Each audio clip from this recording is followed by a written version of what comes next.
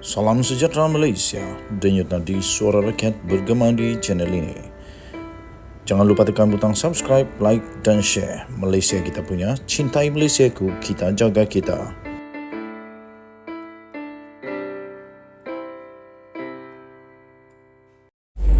Salam sejahtera Malaysia, denyut nadi suara rakyat bergema di channel ini. Muhyiddin sudah pun disahkan telah didakwa atas pertuduhan yang saya fikir lebih teruk daripada Najib Razak. Najib Razak ketika dia didakwa untuk SRC International, dia hanya didakwa dengan 42 juta ringgit sahaja. Tapi kali ini Tan Sri Mahyadin Mak Yassin didakwa dengan pertuduhan membabitkan lebih 200 juta ringgit Malaysia, iaitu 232.5 juta dengan 6 dakwaan yang amat dahsyat.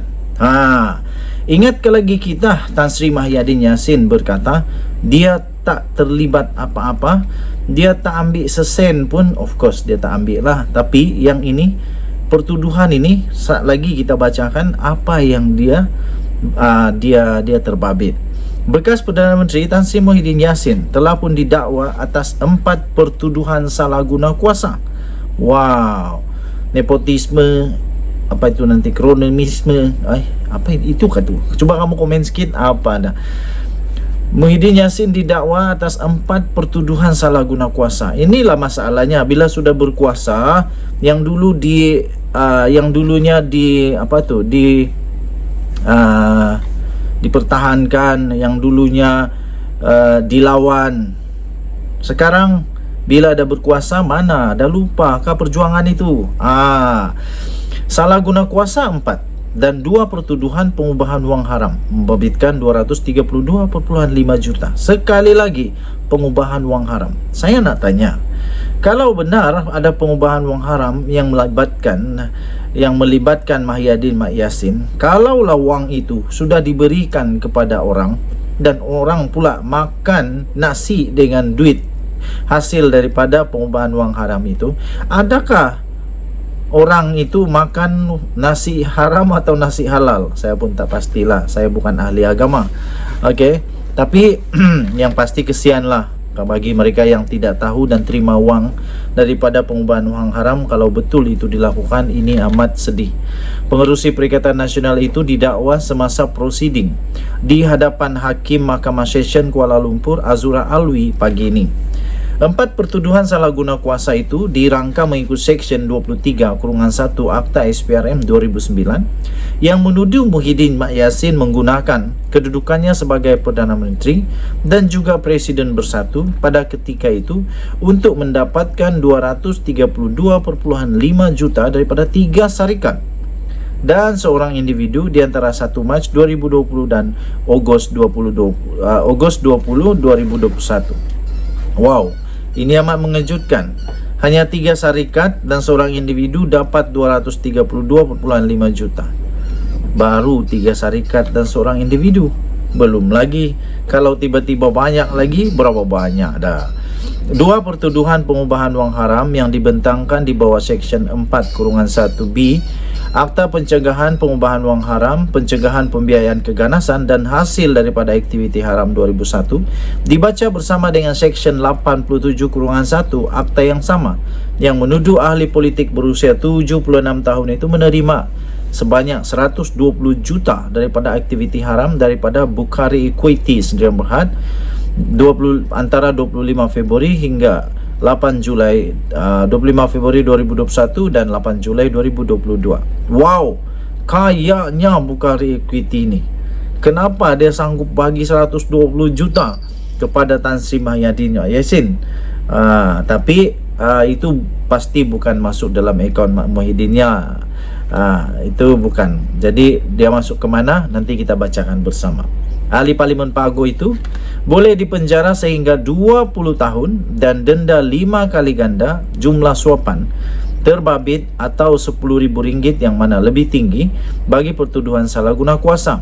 Manakala bagi kes pengubahan wang haram boleh dihukum penjara sehingga 15 tahun dan didenda 5 kali ganda jumlah terbabit atau 5 juta ringgit, mana yang lebih tinggi? Wow, banyak tuh. Dan Tan Sri Muhyiddin Yassin telah pun diikat jamin sebanyak 2 juta ringgit Malaysia. Pada prosiding pagi tadi, Peguam Cara Negara Ahmad Teriuddin Muhammad Saleh memohon ikat jamin ditetapkan 2 juta dengan 2 penjamin tempatan dan pasport tertuduh diserahkan kepada mahkamah sebagai sebahagian daripada syarat jaminan. Peguam Muhyiddin K. Kumaraendran memaklumkan mahkamah pihak pembelaan bersetuju dengan cadangan jaminan dan syarat-syaratnya. Azura kemudiannya membenarkan jaminan sebanyak 2 juta ringgit Malaysia dengan 2 penjamin tempatan dan memerintahkan pasport tertuduh diserahkan kepada mahkamah. Pada akhir prosiding pada hari ini, Teriuddin memaklumkan Muhyiddin dijangka menghadapi satu lagi pertuduhan di kompleks mahkamah Shah Alam. Bagaimanapun tidak didedahkan jenis pertuduhan itu. Pertuduhan Muhyiddin hari ini selepas dia dipanggil ke Ibu Pejabat SPRM di Putrajaya semalam. Denyut nadi Suara Rakyat bergema di channel ini. Kita jumpa lagi. Bye-bye. Salam sejahtera Malaysia, denyut nadi Suara Rakyat bergema di channel ini. Tuan-tuan dan puan-puan yang dihormati sekalian, sebelum saya mulakan, saya ingin sisipkan satu video yang saya pinjam daripada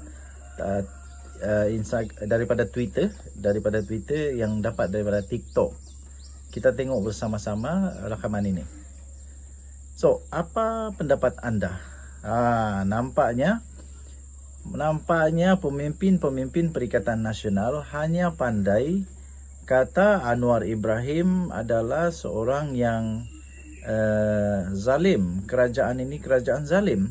Tetapi Anwar Ibrahim menjawab dengan luar biasa, sampailah saya fikir ramai pemimpin-pemimpin daripada Perikatan Nasional yang terkantoi habis, tak membaca buku, tak membaca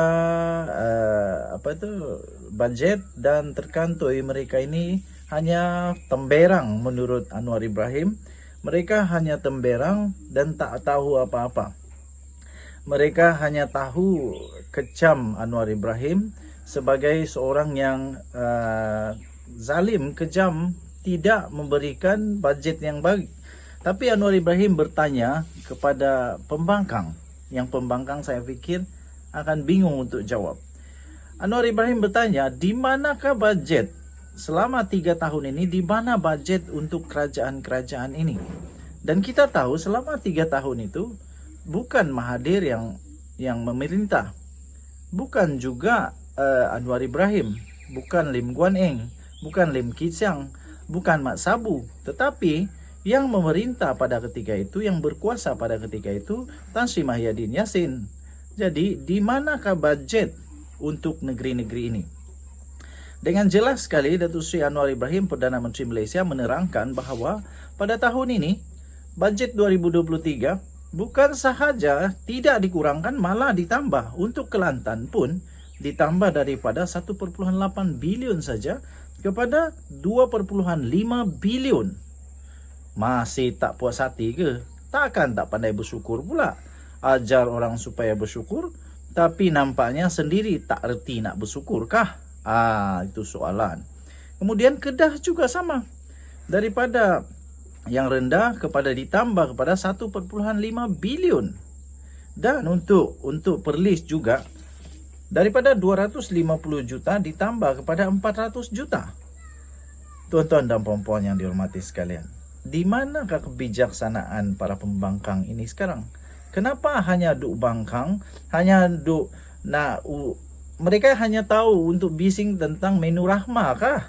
Ataupun hanya tahu minta KWSP kah? Bagaimana mereka membangkang? Membaca buku kah mereka ini? Saya hairan juga. Takkanlah ahli parlimen tak baca bajet sampai kena kantoi teruk oleh Perdana Menteri sendiri. Amat memalukan. Apapun, kita berharap semoga semua pembangkang akan mulai belajar membaca buku, belajar mencari fakta yang betul sebelum membangkang membabi buta. Okey, so apa pendapat anda? Anda boleh tinggalkan di komen. Denyut nadi Suara Rakyat bergema di channel ini. Bye-bye.